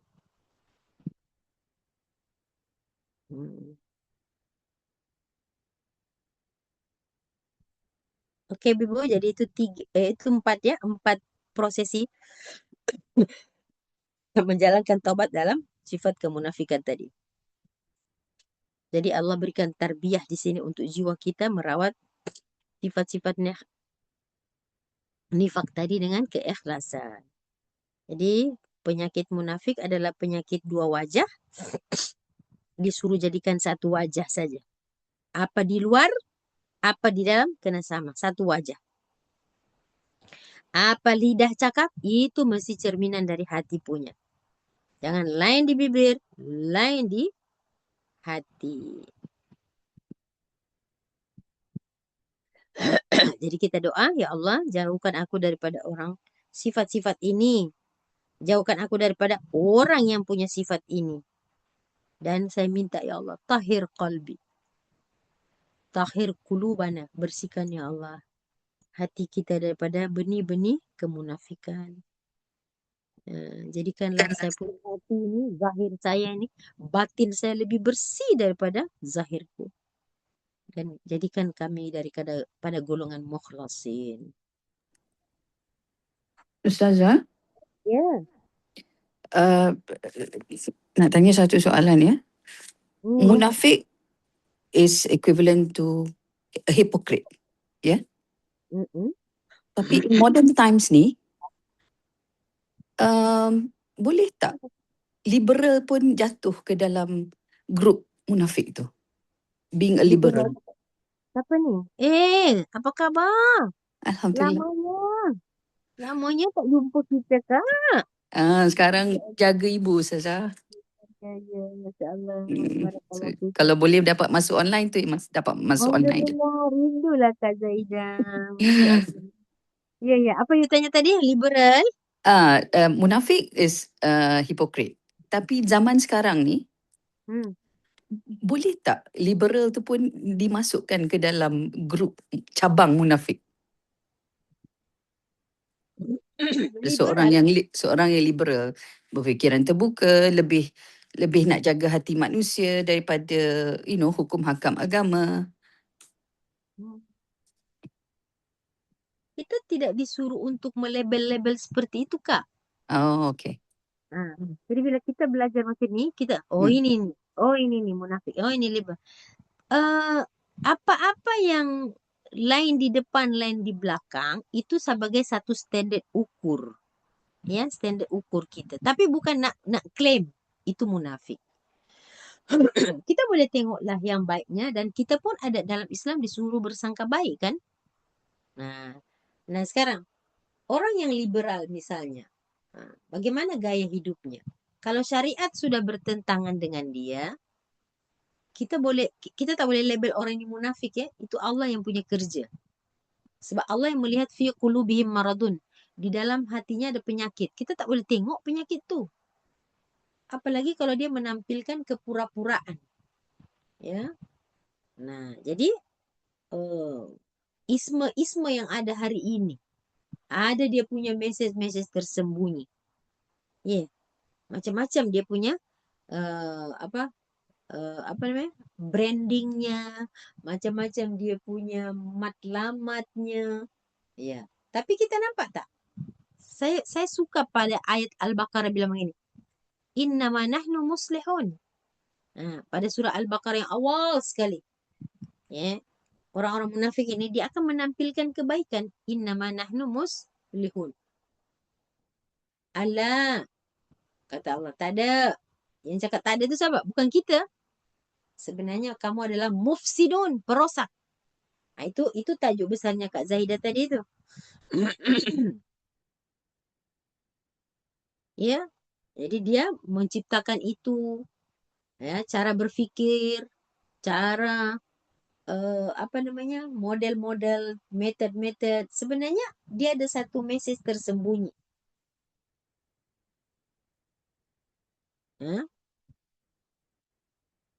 So kita sebagai orang Islam, kita ambil kemanfaatannya. Kita tak nak, ini orang liberal, tak boleh gaul dengan dia. Okey, ada satu teknik ke apa cara ya? Kalau orang Yahudi, mereka punya teknik masuk ke dalam dan rusak dari dalam. Kalau orang Islam masuk ke dalam nak buat islah dari dalam. Jadi kita dengan misi kita memperbaiki, mereka dengan misi mereka merusakkan. Sebab itu kita tidak disuruh menuduh-nuduh orang ni munafik. Ya. Boleh faham ke? Kemunafikan tu antara dia dengan Tuhan. Jadi kalau kita lihat hari ini Ibu ya.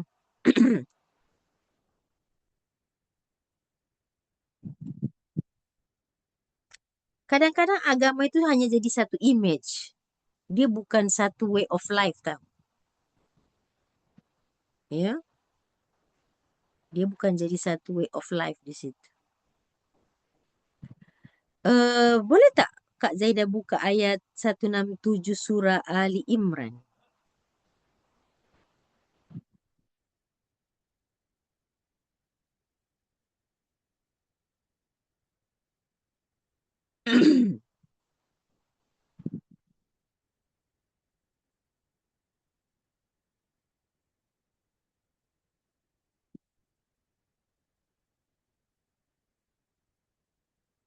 Ada? Coba boleh dilihat artinya kalau nak baca ayat lagi bagus.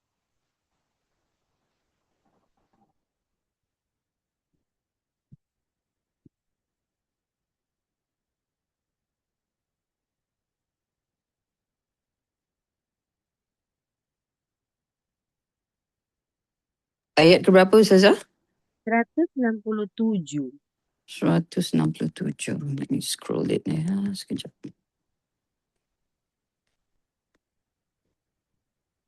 Seratus enam puluh tujuh. Saya pakai digital Quran ni sekejap saya scroll. 167. 167.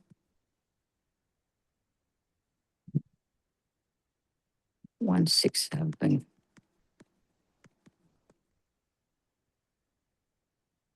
136. Sekejap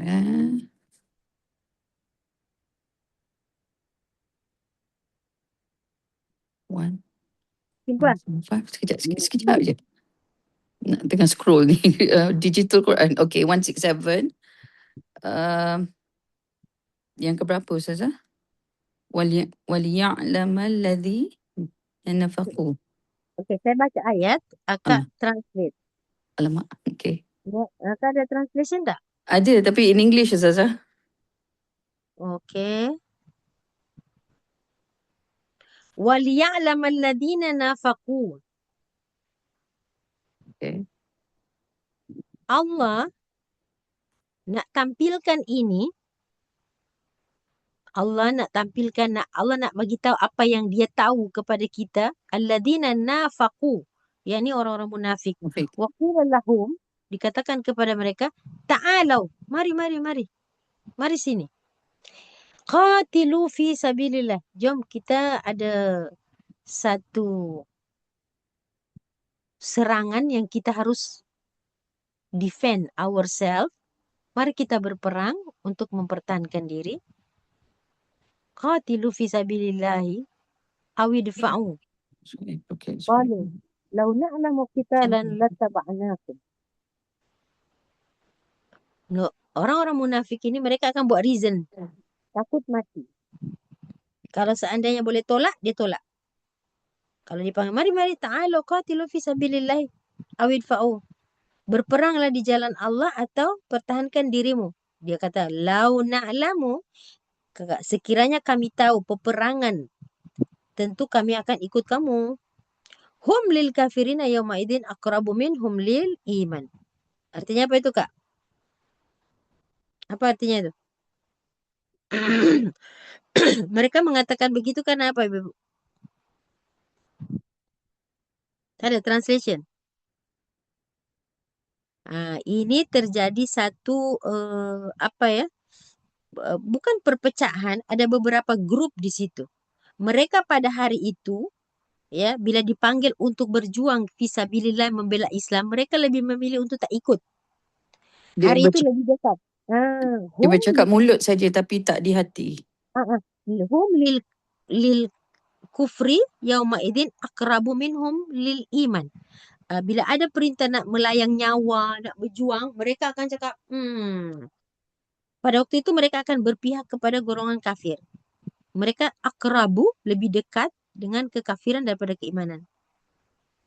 Jadi mereka melihat bahwa keadaan iman seseorang itu naik turun grafiknya. Dalam satu keadaan ada kalanya dia lebih dekat pada kekufuran, ada kalanya lebih dekat kepada keimanan. Berdasarkan firman Allah ini, orang munafik itu kalau benda itu merugikan mereka, mereka akan mendekatkan diri pada apa? Kekufuran. Kalau benda itu menguntungkan mereka, mereka akan jadi orang beriman. muzabzabina. Kan mereka golongan opportunis. Opportunist. Jadi mereka ni sebenarnya yaqulun berkata biafwahim, cakap dengan mulut. Ma laisa fi qulubihim. Mereka mengatakan hal yang tidak mereka yakini kebenarannya. Dan di sini Allah sedang mengatakan apa? The hearts. Wallahu a'lamu bima yaktumun. Allah tahu apa yang mereka sembunyikan. Nah, saya mengkaitkan ayat ini dengan apa yang Akak sebut tadi tentang liberalisme hari ini. Semua isem itu yang dibuat tu, ya, semua isme yang dibuat itu adalah bertopengkan sesuatu Benefit. What benefits them? Sesuatu image yang sebenarnya mereka sedang merosak agama itu secara perlahan-lahan. Mereka nak educate people dengan image yang mereka tampilkan. Sebenarnya mereka sedang membuat satu beragama tanpa Tuhan. You tak payah keluar dari Islam tu. You tetap beragama, tapi aturan Tuhan ditiadakan. Bebas. Bebas Tuhan. Atau mereka akan menjadikan bertuhan tak payah ada agama. You still bertuhan, tapi agama tak payah. I think their main excuse is sebab nak jaga hati, sebab kita masyarakat majmuk kan, not all are Muslims. So sebab nak jaga hati non-Muslims, so kita kena berfikiran terbuka. By right, we should not, because kita should pertonjolkan lagi Islam yang baik pada non-Muslim kan. I mean, as a leader, that what you should do. You should not be afraid to show the good side, I mean, of Islam. Ya, saya faham. Tapi macam ni Kak, macam ni. Kita tak mau bicara tentang golongan yang mendukung liberalisme. Kita lihat dulu konten of liberal ini apa. Okay. Sebenarnya message yang tersembunyi dalam gerakan-gerakan ini adalah dua je. Satu, you tetap beragama, tak perlu Tuhan ada. Sebab tanpa Tuhan, you boleh baik apa? Tolong orang sebab kesian. Tuhan tak perlu ada pun. Satu, beragama tanpa Tuhan. Atau, you bertuhan, tapi tak usah diikat oleh satu agama. Liberal, you bebas. Jadi ada dua itu saja dia punya garis besarnya. Tapi sebenarnya message yang tersembunyi yang kita bisa baca dari situ sudah silap. Jadi kita tak nak seseorang itu boleh jadi baik tanpa Islam pun. Kita orang bukan orang Islam, baik juga apa. Pikiran kena terbuka. Jadi di sini kepura-puraan sebenarnya. Mereka ingin menghilangkan Tuhan dan agama. Itu sebenarnya dia punya message-nya. So kita, kalau mereka ada teknik dan ada taktik, kita pun kena ada teknik dan ada taktik. Kita tak mau pikirkan orang yang mendukung itu, tapi kita harus tahu apa gerakan ini bawa kita ke mana. Apa gerakan ini bawa? Ya.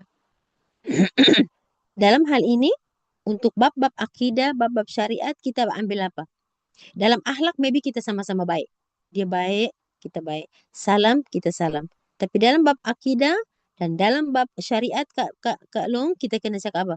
Lakum dinukum waliyadin. Kita ada sudah. Jadi Al-Quran itu lebih banyak jawabannya daripada soalannya. So kita tidak akan jumpa jalan buntu. Jadi kalau mereka dengan cara mereka, kita dengan cara kita. Contoh Yahudi. Untuk merusak dari dalam, dia kena masuk dalam. Dia kena jadi orang-dorang. Baru dia akan rusak dari dalam. So Yahudi itu tidak pernah menyumpai jalan buntu. Sebab seorang Yahudi yang dipaksa masuk Kristian, dia akan masuk. Tapi dia akan rusak dari dalam. So dia ada misi yang dia bawa. Kita orang Islam tidak dibenarkan membuat kerusakan di muka bumi. Once kita masuk ke dalam liberal itu, contoh. Kita tidak mendukung. Tapi kita boleh menukar dari dalam. Tengok, you punya power. You punya power untuk nak influence. Bukan you di-influence. Bukan you terpengaruh. Sebab itu kita kena pandai. Kalau dia dengan teknik dia, kita dengan teknik dia. Cuma masalahnya orang-orang yang mendukung, memasuk, mereka pun tidak ada ilmu alat untuk mempertahankan agama, mempertahankan akidah. Bab akhlak, yes, kita sama. Suka pada yang baik, tolong orang, bab akhlak. Bab akidah dengan syariat tak boleh dicampur aduk. Dia ada lakum dinukum waliyadin. So kita orang Islam, anak-anak Islam, pemuda, pemudi, lelaki, perempuan kena tahu benda ni. Supaya apa? Ya kita tak mau. Ini ustaz bahasanya agama je. Oh tak boleh. Ini di depan orang berpengaruh. Bahasanya berubah pula. Tak boleh. Kita kena ada satu image yang kita punya lakum dinukum waliyadin. Akhlak, yes. Berniaga, yes. Bab yang syariah, ini tak boleh diusik-usik. Bab akidah pun tidak boleh diusik-usik. Sebab itu kita kena tahu warna liberal ini bebas agama, bebas Tuhan. Tapi you still baik. Maksudnya kita ada kesepakatan dalam akhlaknya ni. Itu baik. So ada chance lah untuk kita masuk untuk mengubah dari dalam. Kalau you hanya tengok-tengok dari luar, cakap je tak boleh buat apa. Jadi artinya macam Syed Qutb lah. Syed Qutb dia apa? Dia kena masuk ke pub itu. Karena di dalam pub itu terdapat banyak anak muda, masjidnya kosong. So Syed Qutb kena pergi ke dalam situ untuk menarik hati mereka. Last-last apa? Boleh tak kita kata, oh Syed Qutb dia dah jadi anak muda juga. Dia pakai jeans koyak, dia masuk ke pub, dia pun dah jadi macam dorang. Tak. Akhirnya dakwah dari dalam pub, kosonglah pub itu, mereka berpindah ke masjid. Itu panjang cerita dia. Dia punya dakwah bilhal itu dahsyat punya ibu. Ya. Dakwah itu bilhal tak. Oh, kenapa dia sekarang dah jadi macam orang muda pula? Kita cakap je. Kita tak ada strategi kadang-kadang. Kita condemn je, kita nilai je orang. Jadinya hanya berkat dakwah beliau semua masjid menjadi penuh dan pub akhirnya kosong. Itu namanya fiqhud dakwah. Setiap berdakwah ini dia bukan dengan mulut je. Ada fiqhud dakwah yang ulama-ulama menempuh cara seperti itu. Okey Kak Long ya. Lama tak jumpa. Sekian Ibu pengajian kita hari ini. Terima Semoga kasih Ustazah. berkah. Alhamdulillah dapat ilmu. Ustazah, boleh tak tanya satu soalan? Apa lagi? Ustazah, kalau sekiranya orang yang bertaubat secara umum, bukan orang munafik aja, dihapuskan, adakah bila di padang mahsyar nanti, bila dia sudah bertaubat, dihapuskan saksi-saksi iaitu anggota-anggota dia yang akan bercakap sebab mulut dia dah ditutup kan? Anggota yang akan bercakap dia telah membuat maksiat di dunia begitu begini. Adakah mereka akan bercakap juga? Oh, yang sudah diampuni. Ya, sesudah dia bertaubat secara umum lah, bukan orang munafik je, orang biasa pun, orang yang Islam yang berbuat salah, yang banyak berbuat maksiat. Maksudnya dia Jadi mati, dia bertobat sebelum mati ya? sebelum mati, sebelum sakratul maut. Adakah nanti bila di padang mahsyar masih lagi anggota-anggota yang jadi saksi ni akan bercakap? Okey, baik. Okey, tulis ya. Berkaitan dengan dosa manusia, Allah menampilkan sifatnya sebagai At-Tawwab. At-Tawwab. Yang kedua, Al-Ghafuru. Al-Ghafuru. Yang ketiga, Al-Ghaffaru. Al-Ghaffar. Al-Ghaffar. Al-Ghaffar. Yang keempat, Al-Afuwu. Al-Afuwu. Okey. Saya kembali kepada yang pertama, At-Tawwab. Maha kembali. Jadi, Kak Mahiran datang kepada Tuhan 10 langkah, Allah mendapati Kak Mahiran 20 langkah. Itu Tawwab. Kita datang kepada Tuhan 1 langkah, Allah sambut kita 2 langkah.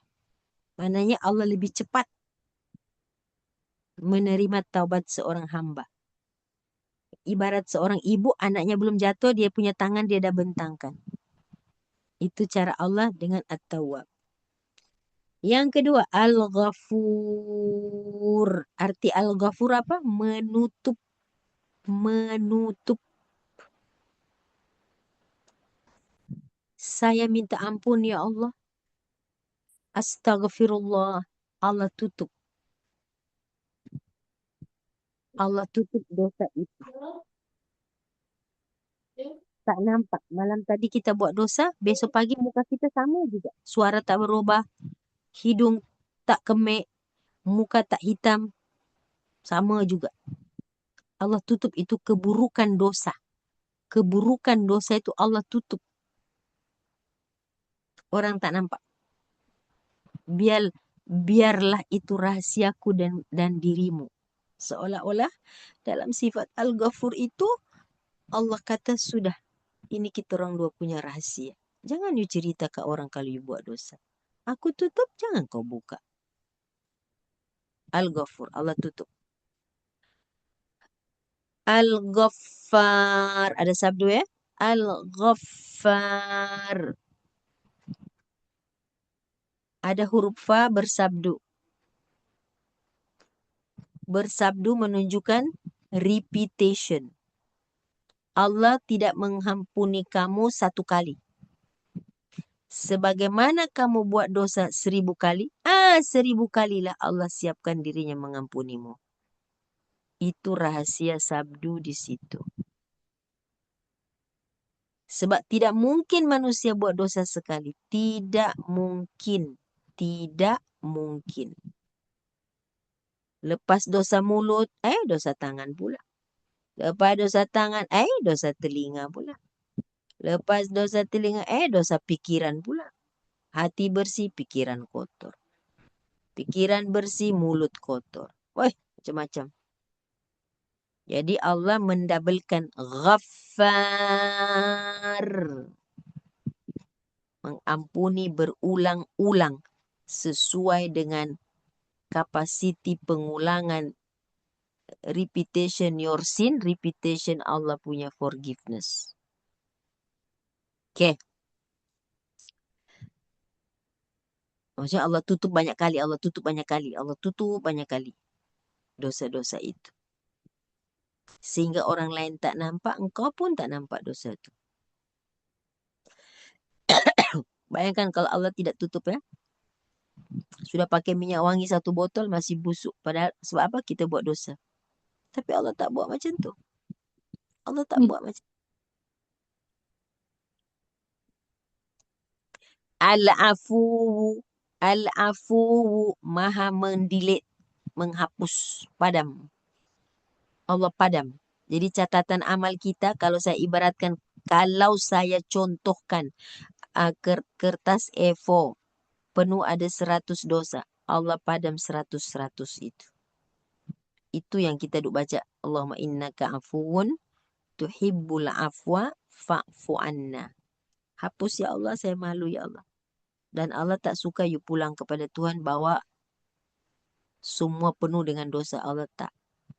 Wa wada'na anka wizrak. Allah akan letakkan itu ke dunia, Allah padam. Tapi kita kena ambillah chance ni. Kalau Tuhan bisa mengampunkan dan menghapus, kenapa saya bawa pulang dosa? Ya kan? Okey. Tadi apa saya cakap? Ghafar apa? Tutup.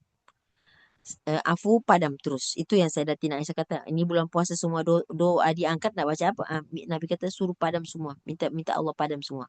Jadi padam, ibarat kita baby yang baru lahir dari perut ibu kita. Masuk tahun baru tak ada dosa. Gitu. Okey. Sekarang. Tadi saya sebut 4 sifat kan? Now ada satu lagi sifat iaitu as-sattar atau as-sittir. Sitir. Mana yang betul Ustazah? Sattar atau sitir? Saya nak cakap, kalau dalam bahasa Arab yang tepat as-sitir. Tapi dalam pergaulan, dalam lafaz orang cakap Allah itu sattar. Okey. Dua-dua mempunyai maksud yang lebih kurang tidak jauh berbeza, iaitu hampir sama dengan ghafar, menutup. Menutup. Kak Maheran ada curtain tak di rumah? Tingkap itu kacanya terang. Maka ada sitter. Dia macam curtain yang tutup orang dari luar tak nampak kita. Itu namanya sitir. Sitrun. Oke. Jadi kalau begitu ada 5 lah Ustazah?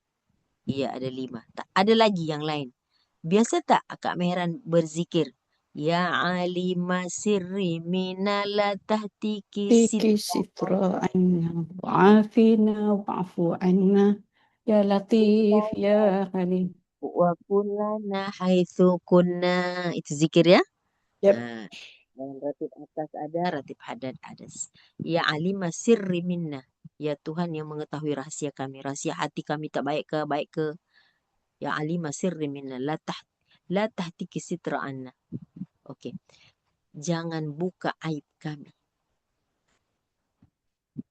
Jadi Allah as-sitir atau Allah as-sattar ini artinya kita ada dosa tapi Allah tutup dari pandangan manusia.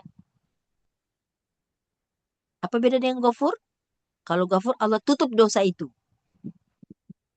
Beda tuh. Kalau ghafar Allah tutup dosa itu. Kalau as-sitir Allah tutup pandangan orang sehingga orang tak nampak kita tuh buat dosa. Jadi ada doa Allahumma stur aurati wa amin rawati. Berarti. Allah ustur. Jadi ibu-ibu di zaman Rasul SAW ya,